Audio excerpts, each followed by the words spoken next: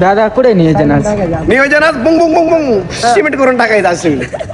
तर जे हरी मित्रांनो, मी तुमच्या सगळ्यांचा लाडका सोमवारच. तर मित्रांनो, आज राजदीप शेठचा ना आमचा डावरा होता डायरेक्ट आयल्यानगरला. पण आयल्यानगरला जाता जाता विषय असा झाला, पक्षाने आमच्या गाडीच्या काचावरच कार्यक्रम करून ठेवला. मग काय राजदीप शेठने त्यांच्या कोमल हाताने मस्त व्हीआयपी मध्ये साफसफाई वगैरे करून घेतली. राजदीप शेठ पण म्हणत होते बरं झालं टू व्हीलर घेऊन नाही आलो, नाही तर पचकाच झाला असता. मग काय आता राजदीप शेठने एकदम क्वालिटी मध्ये काच वगैरे पुसली होती. आता आमची एंट्री डायरेक्ट व्हीआयपी मध्ये आयल्यानगर मध्ये होणार होती. पाहू शकता मित्रांनो, डायरेक्ट राजदीप शेठ व्हीआयपी मध्ये गाडी चालवते, तिकडे साईडला बसलेले आर्थरवशी. आणि सकाळ सकाळी अजून झोपीना पण सुट्टी घेतली नव्हती, त्याच्यामुळे सोमवार जण डायरेक्ट व्हीआयपी मध्ये मागे बसून घेतलं होतं. कोण पाहणार आहे एवढं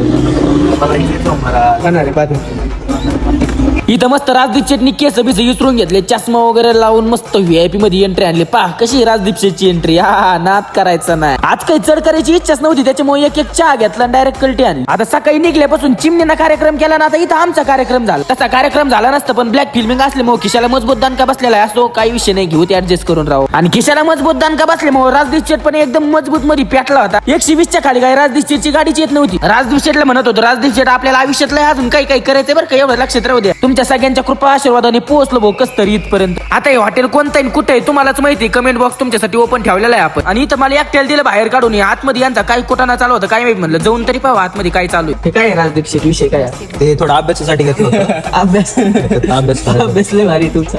राजा पण घेऊन जावा. अयो एवढा अभ्यास. ते पेपर आहेत ना सोमवारच तेवढे आपले. असं आहे का?